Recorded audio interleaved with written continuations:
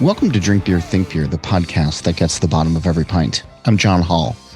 Beer bars play an important role in delivering a world-class experience while offering a curated list that can surprise, delight, or just be a comfort.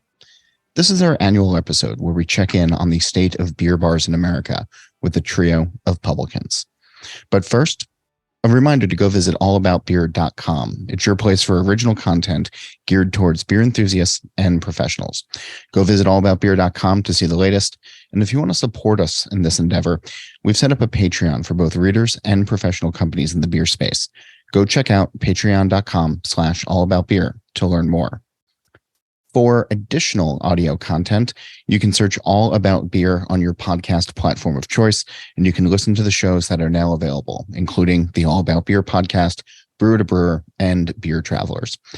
And if you're a fan of smoked beer, and well, I hope you are, why not check out This Week in Rauch Beer? The Facebook group is easy to search, and on Twitter and Instagram, we're at TW Rauch Beer. We're able to bring you this show each week thanks to the companies that support independent journalism in the beer space. There are rates available for every budget, and it's a great way for your company to get in front of an engaged audience and help writers and content creators stay in business. You can learn more by emailing info@allaboutbeer.com. Speaking of that, this episode is brought to you by Pro Brewer. We're bringing original articles to probrewer.com twice a week, covering issues important to the beer industry and ones that are aimed at helping breweries of all sizes understand different facets of the business. You can check out our articles on probrewer.com every Tuesday and Thursday, and you can visit the site daily for other original content and to stay connected with the beer industry. 2022 offered more chances to get back out into the world. For the beer bars across the country, that is to say the ones dedicated to well-selected lists and impeccable service, they really showed how they are a necessary part of the beer landscape. Like taprooms and restaurants, they're also facing hardships amid labor shortages and rising costs.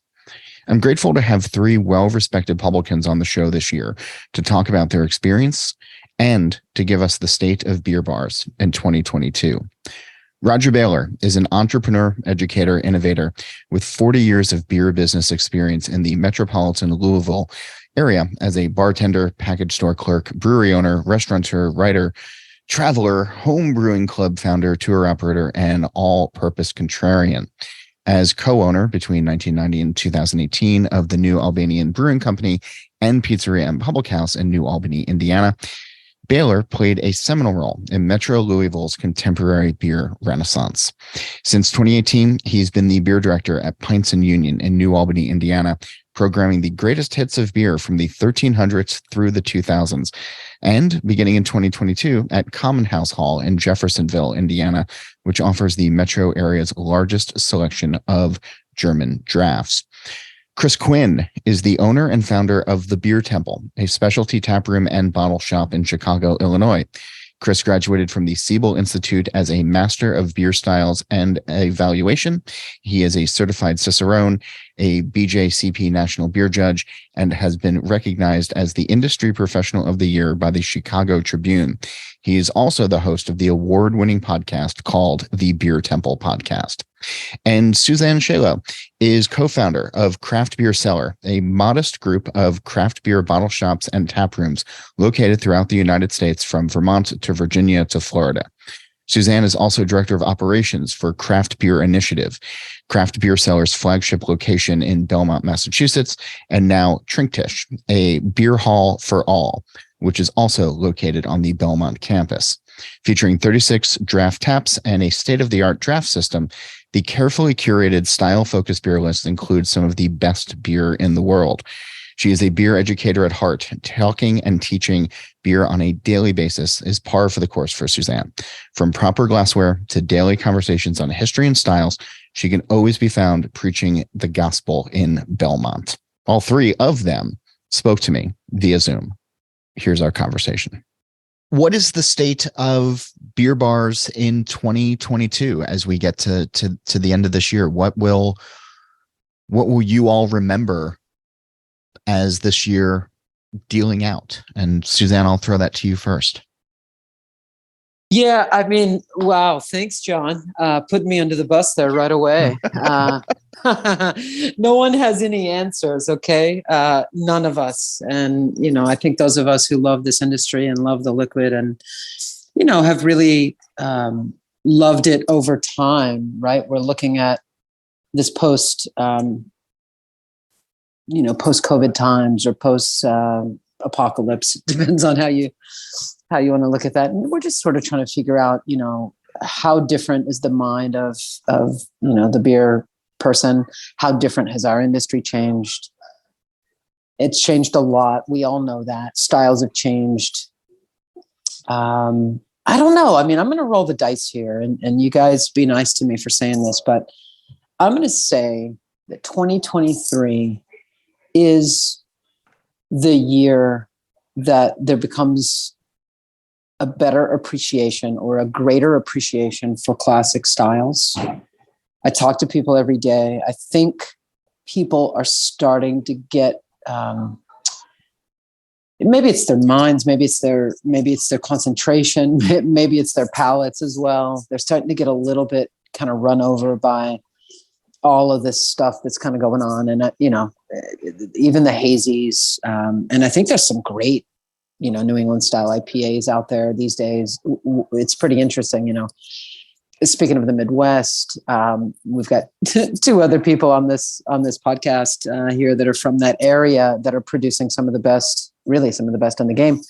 And that's not to say anything about New England. It's just to say that 10 or 15 years ago, we hadn't perfected the style. Now we've perfected the style, and we're watching, people out of, I know, Chicago in that area, bring home gold medals. And it's pretty awesome to see, from someone who's sort of based in the New England area. But all that said, I think people are those that are new beer drinkers, let's say in the last 2 or 3 years, are curious about what they don't know, right? They're seeing these articles. They're all over the past 4 or 5 days, people have been walking in and saying, I saw this in the Boston Globe. There's a local writer here who maybe does some wrap-ups a few times a year. And so they're bringing this piece of paper in and saying, so what's this, Czech style Pilsner? And what's that mean? So I think there are great people that are pushing information out there that not everyone knows. So I'm hopeful, probably greatly as well. 2022 has been for us in Trinktish and in the restaurant and in the beer hall side, it's been our best year, but that's because we opened in the middle of the pandemic. Right. We're crashing through draft pretty quickly. Things are seeming to get back to what I knew them, when I was last in the restaurant business. This was about 12 years ago, but I'm going education. I'm going all in on education, seminars, pairings, classic styles for 2023. Okay. You're giving me a lot to unpack as we keep going, but I want to ask Chris the same question though of, what you think 22 will be remembered for.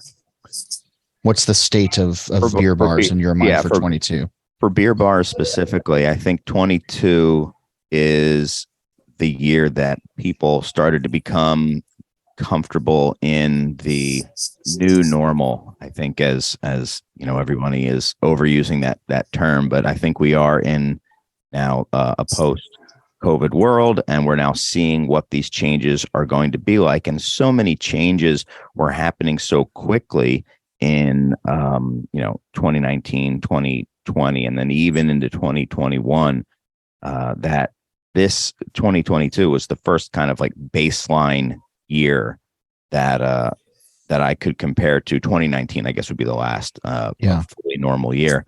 So this is the new normal year, is what I think. And within that, I don't know if I'm jumping ahead, but I think there's a couple of things that have been known for a little while, but it doesn't seem like it's going away anytime soon. And that's one, hours are different. Late night is just not the same. Not that it's completely gone, but late night bars are, it's much more common to find a bar that closes even before midnight than it is to find one that's open till, well, here in Illinois until 2.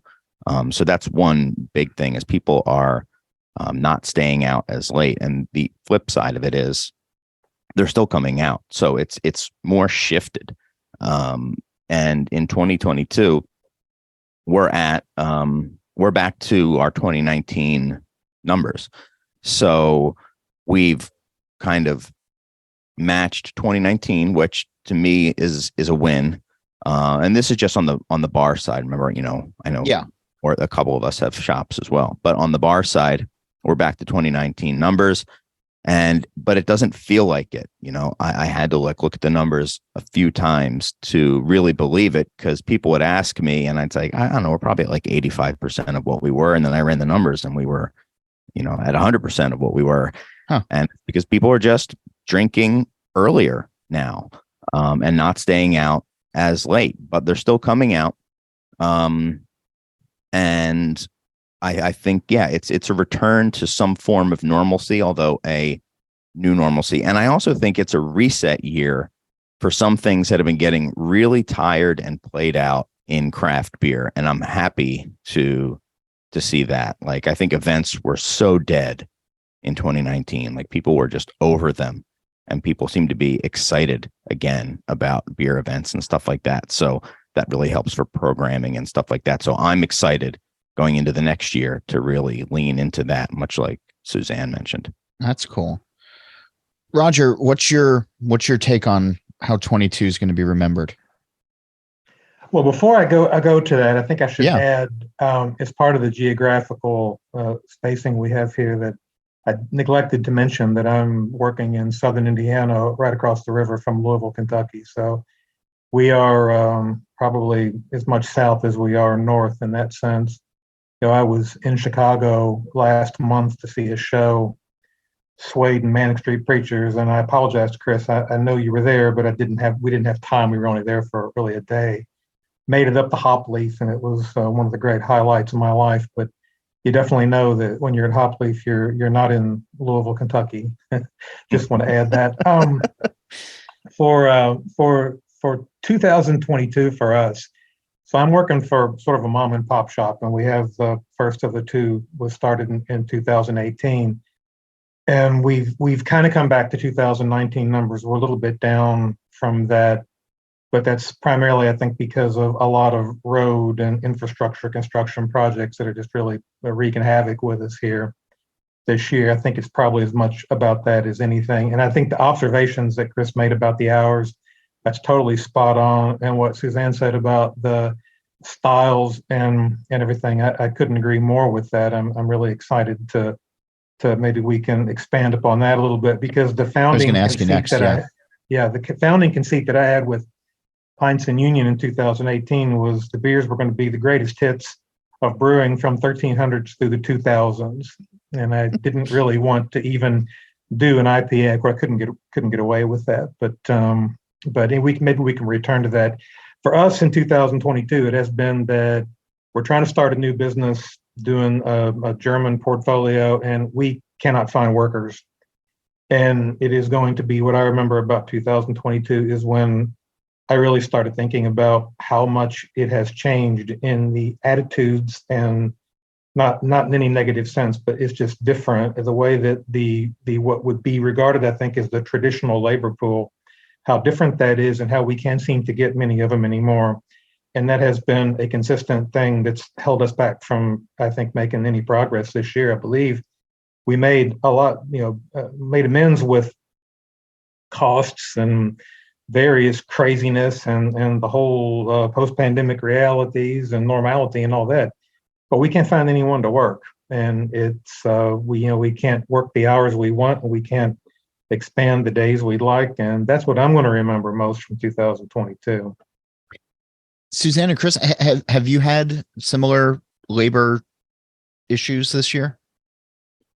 I am knocking on so much wood that I'm going to do all I can. No, absolutely. No, we've been very, very fortunate. We actually added people during the pandemic and we lost nobody, but we seem to be very much the exception. Yeah. I have a few ideas why that may be, but yeah, we've been very fortunate. Suzanne, how about you? You're on mute. We might have lost Suzanne. Nope, you're back. Hello. Here I am. Sorry about that, guys. Chris is an institution, I was going to say. So, and good for you for not losing your staff. I've heard that about a few others around the way, but not the same for us. Much like Roger, labor's been a challenge. We have a whole crew of new beer curious, I think, but they don't have the chops, they don't have the backstories, the histories, and so we're starting all over again, trying to get them where we need them to be able to pour beer correctly, and also in the bottle shop side as well. Just right now, getting us through the holidays, I'm grabbing people from the staff and saying, stay behind the register and ring. I'll take care. I'll take care of the people on the floor, that have the beer questions, and or out of a staff of about 75 on both sides, there's 10 of us or maybe 12 of us that know the product. Largely, everyone else is good and wonderful people, but don't know beer. So it's a whole new beginning for that side of things. And that's sort of the difference, right, between the types of bars that you all run and, say going to like an Applebee's, and I'm not disparaging against anybody who works in an Applebee's, but you don't necessarily have to know about the Miller Lite that you're pouring or the Boston Lager that you're pouring, or, even the local beers that a lot of those places have on, because I guess there's not a lot of people. I'm assuming there's not a lot of folks that are asking really detailed questions about the beer like they might for you all. And having that education behind the bar is so much of the of the overall experience, and especially Roger, with a lot of the beers that you're pouring, and with your bar's philosophy, both of them, the philosophy, that's got to be critically important, right? To have that knowledge there. It has to be critically important, or it is critically important, and it needs to be furthered. And we've had some problems with that too. Now, we had at Pints and Union, we've had some people who've been there for a while, and a couple of whom are really good. So in similar to what Chris said, I mean, we have had that much stability there. Trying to staff the new place and to do the German, that's been a terrific headache. Because it's I don't even know how to express it clearly, but it has something to do with, at least where we are here, it is the sort of people who even now want to work in a place like we have, or places like we have. And I don't see, maybe I'm missing something here, but I haven't seen, like we used to get people who were curious about that. I'm a home brewer, I want to learn more about this, or, I'm intrigued by this, and that, and other. I mean, we have gotten more, maybe it's the right word, maybe it isn't, but, we get more apathy all the way around. Yeah, I guess I'll work. I guess I'll work, but and then I tell them things, or I try to, to teach them things, and sometimes it sticks and sometimes it doesn't, but there's not a lot of enthusiasm about beer itself. And that's the part that I've been trying to figure out. And it may be because we have a lot more competition now, in the sense of, Metro Louisville has 35 breweries. Blows my mind on a daily basis. For a lot of years we had 5, and suddenly we have 35, and we have some other, beer bars, and we have other places that are doing, 100 taps and things like that. So maybe it's that. Maybe it's that we're just competing for a limited pool of people who are interested in working in the sort of job we have to offer. That may be the same for us, Roger, as well. I'm not sure either what the reality is there, but we're experiencing this the same. And it's so interesting to me that, for example, we're using a cloud register point of sale system over in the beer hall, and I'm programming in, the ounce pour, but I'm also programming in like that it goes in a 10-ounce short Belgian tulip glass.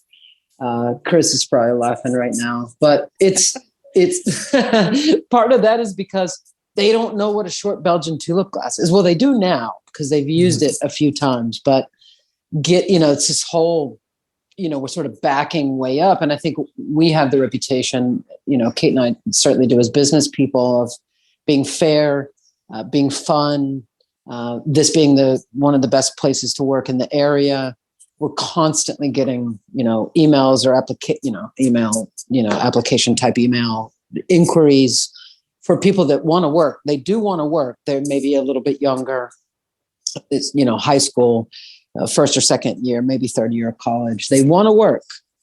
We've got people here, but the picking pool, I believe Roger's onto something there. The pool of people that were home brewers or beer aficionados or beer interested or knowledgeable at all is just either reduced, or there are more breweries and places that are pulling from the small number that were there.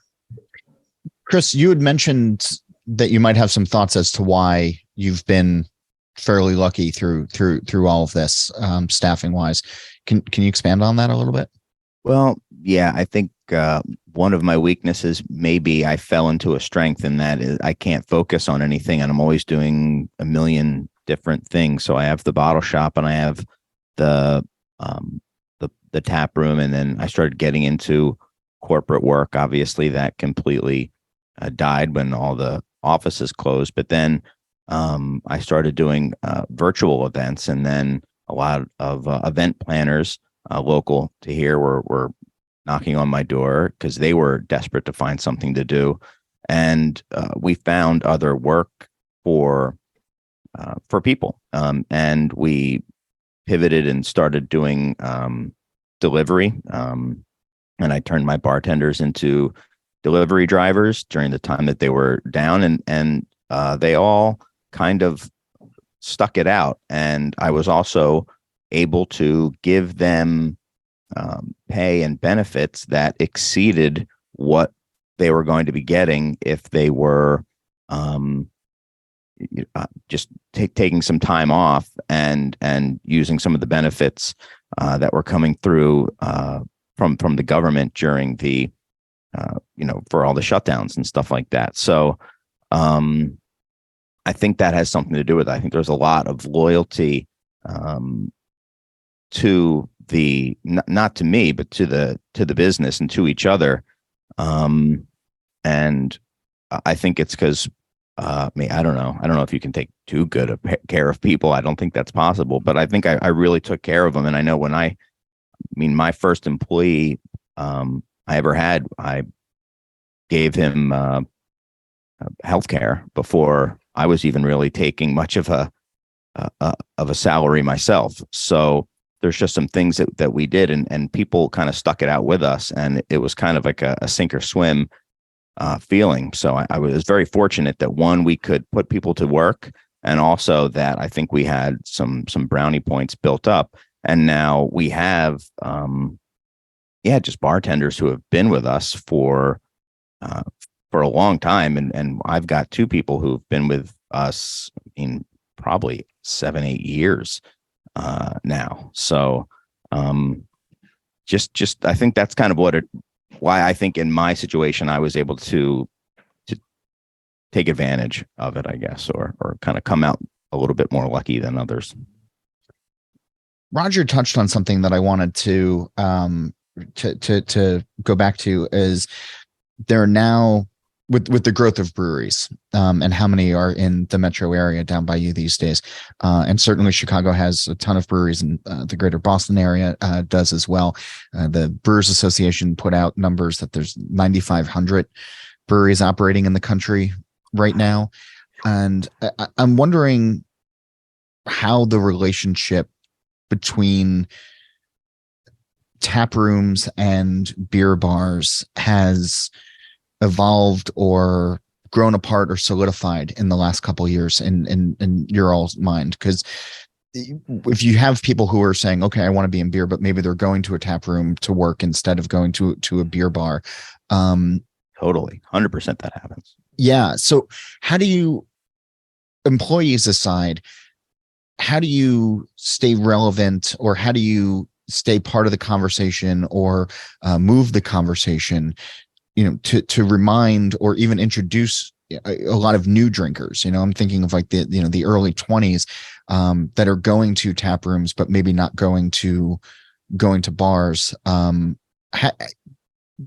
How are those conversations going of trying to, remind people of like, well, you can get beers from 12 different breweries here, not just 5 different variations on a hazy from one place. And again, that's broad brush kind of thing. I'm going to have all of the Applebee's fans and all of the hazy IPA fans mad at me after this show, but I'm with you there. There's nothing wrong with Applebee's. There's nothing wrong with hazy beer. There's a time and a place for all that stuff, but I don't want to jump on top of anyone else, but yeah, obviously you've had Michael Roper of the Hop Leaf on here in the past, and he's very, very outspoken. So it's nice that I can play good cop to his bad cop when he's talking about the tap room situation here in Chicago.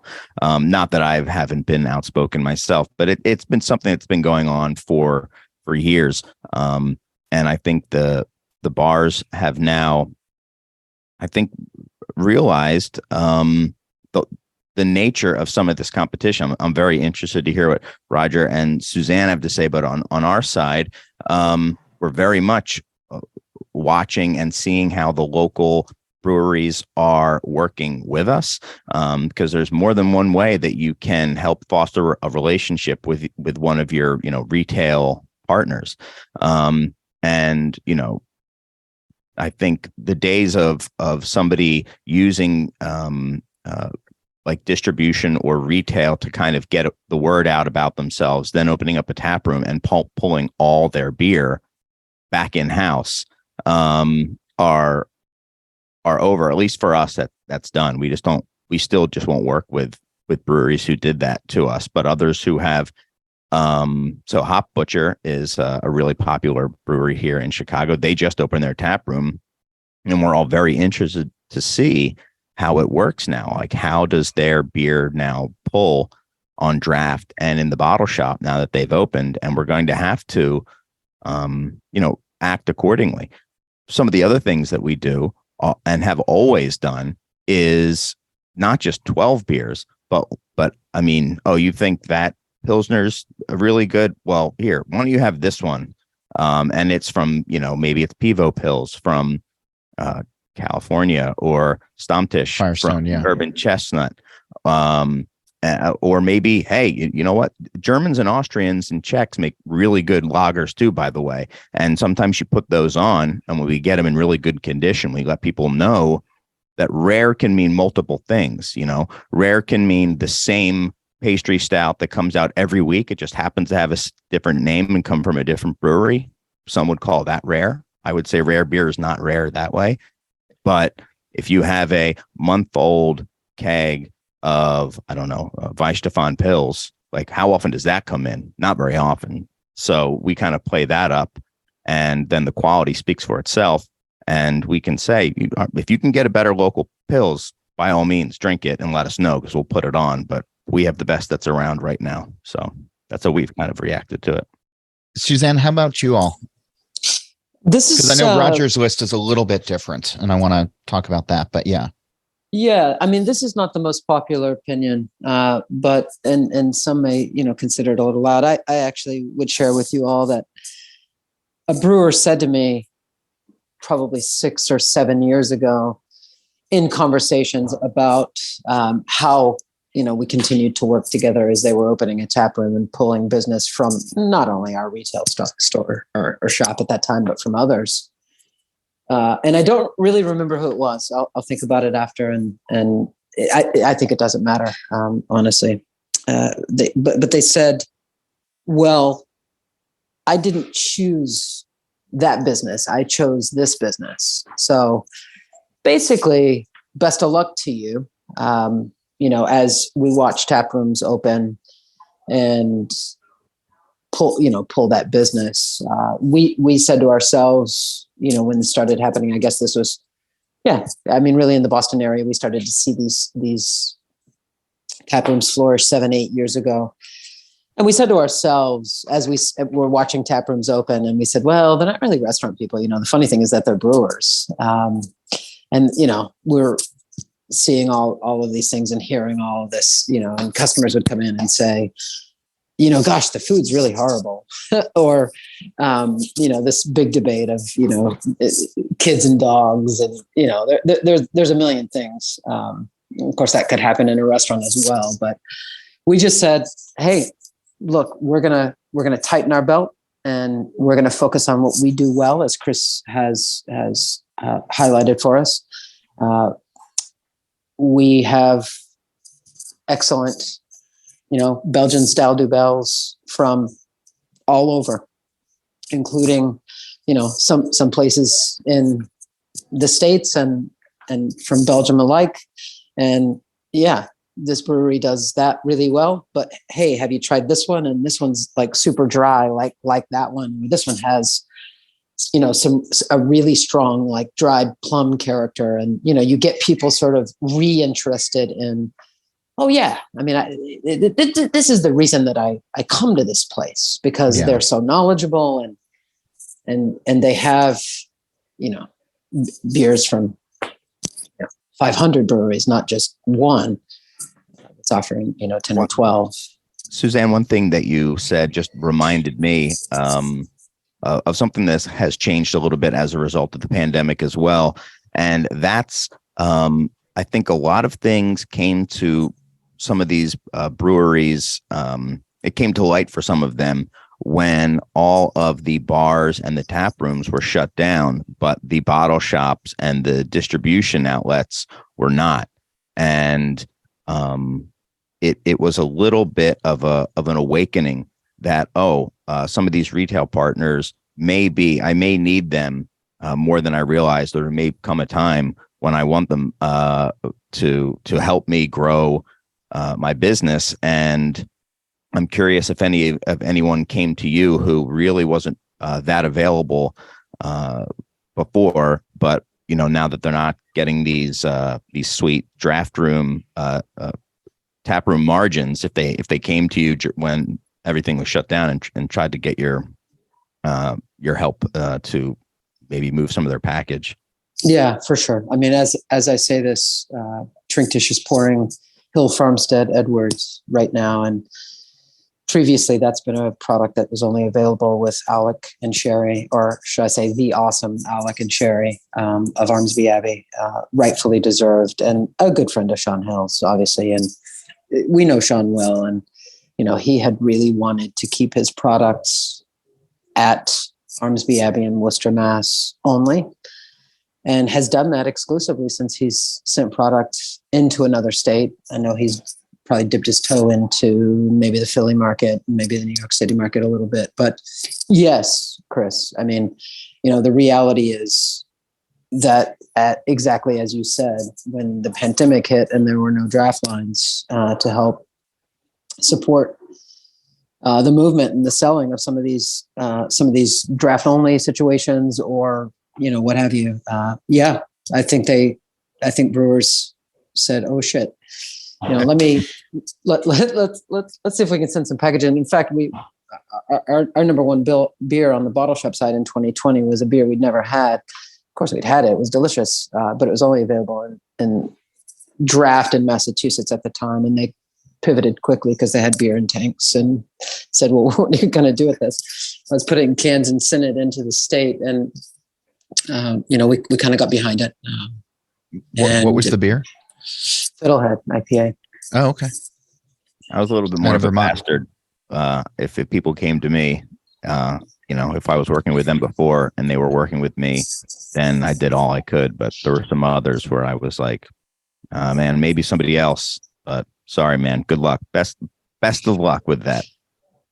Yeah, it's a tricky one for sure.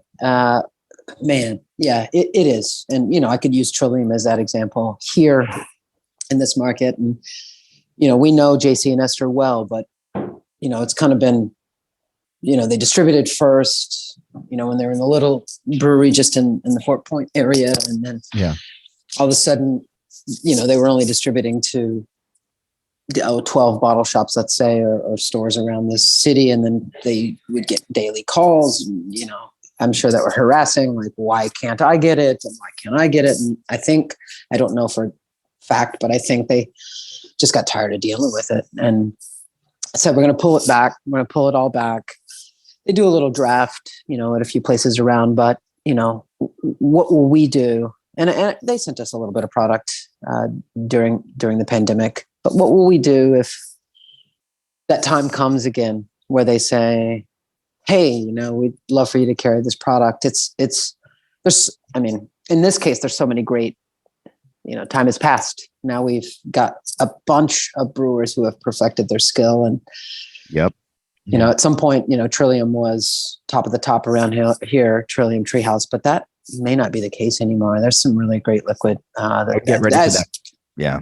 I'd get ready for that conversation, Suzanne, because I think they will be coming to you shortly. I know they're dropping in Chicago. They're doing their first drop ever. It's, I think, this week, believe it or not. And Wisconsin too, right? Yeah, they did that, I think, a month ago or maybe 2 months ago, something like that. Yeah. Yeah, there's some strategy there though, because I see the alchemists do that as well. They take a couple pallets and drop it in LA. We had a store out there for a while, and he was like, "Why don't you have this?" And I was like, "Because they don't feel like the beatings that they have to take, from whether it's distributors or retail accounts or whether that's on or off premise." But I would assume, in fairness and respect to the positions that they're in, it's a bit of a beating when you're in your home market and not everybody gets it, right? I don't know. I think there's something also to say that it's sort of a reward. You look out there, or you trust your distributors, whoever it is, and you say, I want this in the best 12 accounts. And so define best 12 accounts, Is that people that respect the trade? Is that people that know beer? Is that people that take care of it the best? Are they your biggest sellers? I mean, we get asked all the time about Bourbon County. It's like, well, we'll get a little bit, but you don't see stacks of Bud Light on our floor. And that's the stuff that drives the dollars. Roger, knowing your draft list and the beers that you have on offer, which are rooted largely in history, and you made a pretty glancing mention that you didn't want any IPAs originally. Where do your bars fit into this conversation? Where does Pines and Union Common House fit in with speaking to the customers that are going to tap rooms, to brewery tap rooms, and getting whatever is popular at the moment? Well, I think I fit in where I've always fit in, or we fit in there, which is somewhere out on the periphery somewhere, which is just being the only firm thing I think I've ever learned from being in business is that I want to be different. And if everybody's doing the same thing, then I need to strongly consider doing something else. And that doesn't mean you don't play the game. It doesn't mean you don't, do a bit of the undertow there, but you try to differentiate. And so, pretty much everything that I'm doing these days is sort of this conscious, with my owner, Joe Phillips, and his wife, Regina, that they're on board with this, is that we're just kind of turning the clock back to the way things were 35, 40 years ago when I first started doing this, when it wasn't a question of whether you'd sell imports or, micro brews at the time. It was imports only, because there weren't any micro brews to sell in this part of the country at that point in time. So it's like I've just traveled down this long and winding road and come back, this big full circle back to where I started, which is, okay, I've always been a Europhile. I'm pretty much convinced that, in 1960, the store, dropped me in the wrong continent. I should have been somewhere else. And I've gone through my period of owning the brewery and gone through my period of making IPAs and gone through all that, and kind of come back down to where I started and noticed that what I really know the most about and what I'm best at probably is, telling stories about these classic beers, that's currently very undervalued and hopefully going to become more valued, as Suzanne suggested earlier. So that's where I want to be. So for, in Louisville Metro, I think there's a couple things that just really brief points to make, is that to begin with, we're still in the stage of development here, that we are all the rising tide is lifting all the boats. I mean, it's not like that. There might be 35 breweries in Metro Louisville. There might be some good beer bars, but it doesn't mean that most people are drinking these sorts of beers. And so we're still at that stage, always have been at that stage, and probably always will, of having to tell the stories and do the explanations and try to find wherever they come from of someone who's interested in what I or we have to say. And it's a little bit more complicated for us here, in Indiana, because we're on the north side of the Ohio River, and most of the city of Louisville is on the south side of the river. And so, of course, there's two completely different regulatory regimes and, a different slate of wholesalers. We haven't touched upon, the wholesalers yet. Another glancing blow to my traditional antipathy. When it's a war on Christmas, whatever, but if it's a war on wholesalers and I want to enlist, show me where to sign up. So it's been the bane of my existence. But that makes it doubly difficult because I can't just buy a keg of beer from a brewery 5 miles away as the crow flies. That's got to come through a wholesaler someplace. They have to distribute in Indiana. So I can't support. I wouldn't be able to help support most of the breweries in Metro Louisville because I can't get their beer. So to me, it's only about what I can get. I don't even think about things that I can't get. Looking back through your roster of guests for the podcast this year, some of which I listened to, there's great stories and I love it. Except that, they're somewhere else. They're in Missouri or they're in New Mexico. It no longer means anything to me. And ironically, though, I can get a beer from Germany. I can get a beer from England or from Belgium. So that does interest me then. So I think it's just trying to set up some program of being different and having the strength of your convictions that you're just going to keep talking about this. And people are going to realize at some point that integrity is real. And if I get some beer that doesn't taste good to me, no, I won't sell it. I'll send it back and say, no, this is bad. I'll do that. And I think the people after all these years basically trust me to do that. I hope they do at least. And I just go from there with that. I think that's all I got to say about that. Yeah. I was just going to add some incredible beer from Germany and Belgium. It's not like, Roger, it's not like you're buying beer that's not top of its game and has been being produced for, 500 or 600 years. I feel the same way. You get on that. I'm on that. Sometimes I feel like I'm on a planet on my, kind of on my own, just sort of hanging out with myself, and that people don't understand it. But I think you said it well, and I'll say it again, which is you do your own thing. And if you believe in something that's wonderful and you keep talking to enough people about it, eventually people are going to come back around and say, yeah, Roger's been saying this for a long time. Suzanne's saying this. Chris is saying this. This beer is good. This is a brewery that we should focus on. One thing in 2023 that worries me slightly about that, and I agree wholeheartedly with both of you. We've always had it very kind of front and center that we have world-class beer, that we don't have this cult of local here. We love local beer as well. But now we're starting to see the realities of this keg shortage in Germany.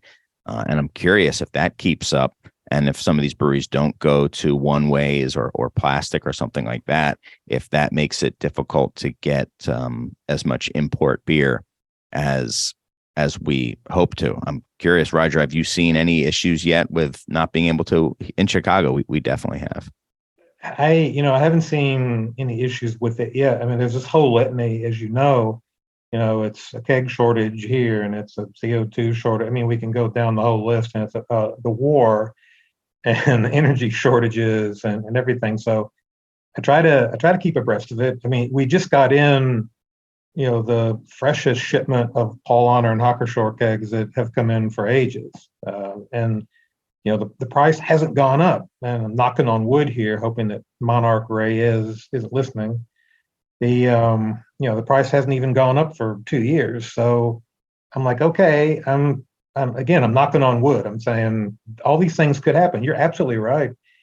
And I don't know what that means, except that, I'm also in this whole context of local things, the ones that we can get. Well, I know that Shippingport Brewing Company over in Louisville, who we can get, that Amelia is doing some German styles. I know that Against the Grain, Jerry Nagy does German styles.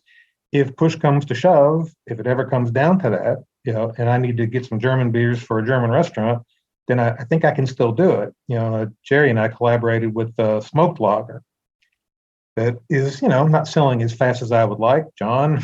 It's outrageous. It's outrageous that Rauch beer isn't doing better than it should. Yeah, or than it is. Yeah. But we've collaborated on some things, and so I'm fairly confident that and one good reason I think that for maintaining good relations all the way around, which runs contrary to what some people would say about my career, is that I do try to be diplomatic, and I think I get along with all the brewers around here, and so maybe they don't come to Indiana right now. Well, maybe they could if push comes to shove and somebody's making a decent lager over in Louisville. It's like, okay, let's talk about it and figure out a way to get it here. Until then, I'll go with what my first instinct is. But yeah, you're right. I watch that all the time. Mm-hmm. We've touched on classic styles a bit, and I'm wondering how it works communicating, some of these world-class beers that you have, some of these beers that have been around for decades or longer, and truly identify or they're the benchmark of the style. They're the platinum standard of a style. How those conversations go with newer drinkers, or even folks who are trying to expand their palates a little bit, versus with what's out there today. I hear a lot of this conversation about hazy IPAs, and it's tough to go back to West Coast IPAs because of the perceived bitterness is that much stronger. What are the conversations that you all try to have, or try to, in the limited time that you have, with the education part of why a lot of these classic styles matter? That's a jump ball for anybody. Yeah. I was just going to offer that, I'm 6 feet tall, and, I'm a bit taller than most. So I kind of just get a little loud sometimes, and, I do it in a fun way. But I think one of the things that's been real fun for me is to just sort of, say to somebody, this is the benchmark for the style, and you get a little loud. You get 10 or so people in the bottle shop because people are holiday shopping right now or whatever. And the next thing you know, you have 10 or 15 people buying that beer because they're listening. And I'm sort of, extroverted a little bit when it comes to these things. I love to talk about stuff. We've sold a lot of Augustiner, Edelstoff or Light or whatever they call it over here. But and that's one of the reasons, because I really, even though it's slightly outside of the style perimeters, I really think that beer is, sort of the platinum standard, as you said, John, for this Helles style beer that we've come to know and love. And, we're watching people turn into lagers and lean into lagers a little bit, but I think there's some interest there. And I think it's both young and old, right? So we've got the young, inexperienced, craft beer or beer curious, person that's, they haven't gone very deep themselves, and they're curious, and they walk into a store like, ours, anyone here on this, show, the extensiveness of which we, offer beers to the public. I think sometimes people are just taken aback in a great way. I'm really shocked. I hear that all the time. Oh my God, this is like Disneyland. Holy shit, you have so much stuff, and there's it's not without its challenges. I mean, for sure. And then as I was listening to Roger and the war, as he calls it, it's like also, there are other things, and we can run down a rabbit hole and talk about what things have affected, what we're getting here, or what we're going to continue getting here, and we just keep fighting for it. I mean, one of the things that we're doing right now is pre-order way out in advance. We're working off of an Excel spreadsheet or whatever for the beer hall, where we're, 4 or 5, columns deep. And we have to. I could have never imagined a time when we were doing that, but we're ordering a Fuller's ESB and it's arriving 6 months later. And I don't know why that is. I mean, I have some idea, but it could be one of a bunch of things. Fuller's has been the biggest problem I've had. Fuller's for trying to do ESB and Pride and Porter, all three at Pints and Union all the time. And right now it's Christmas and it's the best time of the year to showcase it. And I don't have any of them right now. And it's the same thing. Yeah, I mean, I've tried my damnedest to get ahead of that curve, but I haven't been able to do it. Yeah, I think those styles are particularly difficult because they tend to be a little bit delicate as well. And it's funny though, kind of looping that as well as what you were mentioning before, John, like how do we talk to people about this or get them to try something different? I think people want to try different things. The palate fatigue for hazy is full on. A hazy is not going anywhere, and I'm almost seeing the big guys lean into it more, and that's allowing the smaller players to diversify, and they're doing that with IPA, and they're also doing it with other styles. I mean, we've had several times recently where we haven't had a single hazy IPA on for a few days at a time until something else is kicks, and we put on a hazy, and people have loved it. Our best selling IPA last year was when we got a drop of Beechwood Amalgamator, which was a West Coast style. And, when you get that from a brewery who's been doing it year after year after year, and not just an occasional once or twice a year batch, and they taste how amazing it can be, it kind of opens their eyes to that. A lot of different styles, even within IPA, and maybe sub styles in that case, are good. And for ESBs, bitters, milds, we've had a nice little resurgence, and we've had local breweries who are interested in doing cask program, which was so hard to do.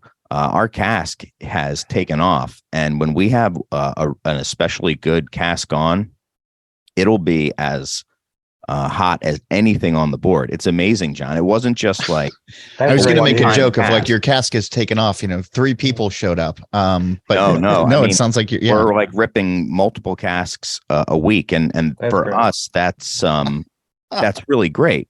And for everybody, that's cool really great. Yeah. The fewer adjuncts, the more adjuncts that are in the beer, the slower it moves. They want classic bitters.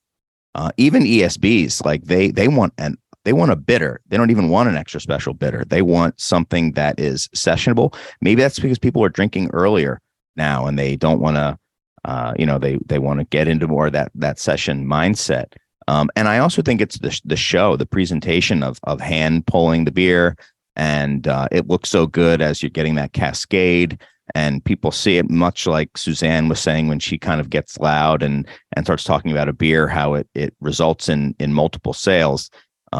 We've noticed many times how people just be ordering a beer. As soon as somebody orders something on cask, the cask just starts going and going and going. People see it, and they want that kind of experience of something you can't get anywhere else other than at a pub. It's the only place you can get that. That's like the best thing I've heard today. I love that. It's so good to hear, because no one does it here. Metro Louisville is just death for cask ales. It always has been, but it's really great to hear that. But I wanted to congratulate Chris for bringing up the point about sessionability. Yeah, that is so important, and I'm so glad he said that, because that has been what I have been trying to do the last few years. I want to get some sessionable beers on tap, and I want to keep them there. And I don't rotate. I don't rotate every tap. I have the number of taps I have to use, but I try to keep things. I want to develop a following for some of these things, and most of those beers are going to be session strength. I mean, I think Lou Bryson is poised for a comeback here if he's paying attention to this. Oh, he doesn't listen to this. That's fine. We'll alert him to it. Suzanne, I saw you on mute and I thought you were going to jump in there. I might have been. I was going to praise the cask as well and just say here, to the drinking earlier in the day. I think Chris, I think he pointed to it earlier when he said, one of the reasons that we've seen a downturn in some of the beer bar business or the restaurant side is that people aren't out late. And so, we're seeing people, dip their toe into, the sessionability of beers a little bit more in the late afternoon, early afternoon. So, I love that. I don't know that cask is doing too much in the Boston area, but hopefully we'll tackle that here ourselves. We have some experience with cask ale. We just put out some info last week that our favorite beer, literally, of 2020 was a 5.4% pale ale, and one of the reasons that beer is phenomenal, and that we sort of put that out as just sort of a drop, just to say, hey, this is our favorite beer of 2020, and it happens to be a bit of a hazy pale ale, not my go-to style, but you have to applaud a brewery like that that's putting a beer out that, to some of its parts, everything wonderful, whether it's food or beverage, we all know that is a perfect balance for the ingredients, that are in the beer. So I'm with you 100%, Roger. I'm applauding you, and my fingers are crossed as well. I'm going to keep doing that as well, putting lower ABV things in front of people that they can enjoy several of, instead of these big double or triple. Yeah, I'm just so excited. There's other people out there that I'm not alone. Wow. All it took was getting on a Zoom call with other smart folks. I'm mindful of the time and the businesses that you all have to run. So I want to ask each of you the green door question, as this is the last episode of the year. The premise, for those who are not aware, is at the beginning of the pandemic, my wife and I started rewatching The Good Place, the television show. And in the final season, they introduced the concept of the green door, that you can walk through and be anywhere at any place at any point in history. And so it got me thinking that if we had such a door on our plane of existence and this conversation ended and you could walk through it and go to any pub or any brewery anywhere in the world, where would you want to go? Who would you want to be with? And what would you like to be drinking? And Roger, I'm going to start with you. Well, I'd like to answer the question because I did think about this. We were just in Athens in September and spent some time in the Agora, but that's not a pub and it's not a brewery. So I would be tempted to say I just want to get dropped down in the Agora when Socrates is alive and then take my chances with whatever there might be to drink. But if I'm to be more consistent with the intent of the question, I think that would be put me in Prague, probably before World War I. So let's say the early part of the 1900s. Put me in Prague, and a lot of the pubs, I suppose, are still the same. I could go to Uflaku, or I could go to wherever somebody's selling the beer. I think I would like that. That'd be my answer. I dig it. Suzanne, what about you? At the end of the day, I'm drinking a Belgian beer or a German wheat beer, or doppel wheat, something like this. I love this esoteric, fruity, crazy yeast. So that'll always be the beers that I pull. I love lagers as well. I've got friends all over Europe. I think I'd be, just a quick turn in Belgium, Mechlin maybe, Het Anker, having a meal, drinking their, 6% or 6.2% blonde that they don't send over. And eating mussels and laughing for hours into the night with good friends. That sounds delightful. That's a great town. Love that town. Yeah, me too. Chris? Well, I think I could go two ways, which is not allowed. I don't know if there's rules actually. Right. All right. Well, if I'm going, I mean, Roger kind of broke them, and then Suzanne gave 9 answers. Right. So I mean, if just to kind of scratch a beer itch that is impossible to know nowadays, I'd love to go to maybe somewhere like Barclay Perkins or go to one of their pubs in London in the early 1800s and see what porter tasted like when it was the most popular style in the world. That would be very interesting because nobody knows what this style actually tasted like. That would be really cool. That's brilliant. Or I would love to be in the early 80s in Chico, maybe in Sierra Nevada's first draft account with Ken Grossman, right as he's getting off the ground and has no idea what that beer is going to become. I would love to just sit there and drink that beer with him and just kind of, I don't know, have a conversation with him. I dig it. Well, if we ever get time machines or easier travel, I hope that all happens for all 3 of you. Not holding my breath for those 2. Yeah.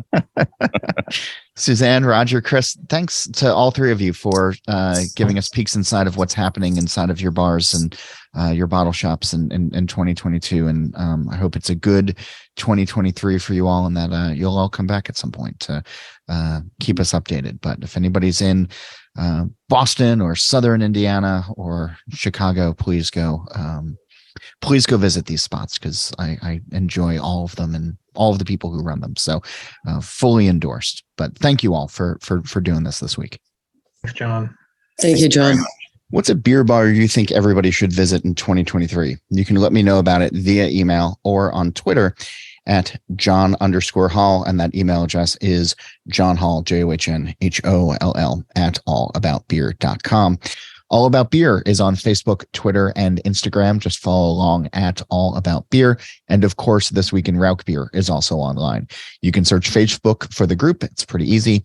And on Twitter and Instagram, we're at TW Rauk Beer. We are able to bring you this show each week thanks to the companies that want to support independent journalism in the beer space. If you would like to learn more about our surprisingly affordable rates, please reach out to info@allaboutbeer.com. Speaking of that, this episode is brought to you by Pro Brewer. We're bringing original articles to probrewer.com twice a week, covering issues important to the beer industry and aimed at helping breweries of all sizes understand different facets of the business. You can check out our articles on probrewer.com every Tuesday and Thursday, and you can visit the site daily for other original content and to stay connected with the beer industry. Finally, All About Beer has a podcast channel now. You can search and subscribe on your podcast platform of choice. Steal This Beer has new episodes every Monday, and the BYO Nano podcast comes out on the 15th of every month. And don't forget to go visit allaboutbeer.com. As for this show, Nate Schweber does the music, Jeff Quinn designed our logo, and I'm John Hall. New episodes release every Wednesday, and that's when I'm going to be back again to drink beer and to think beer.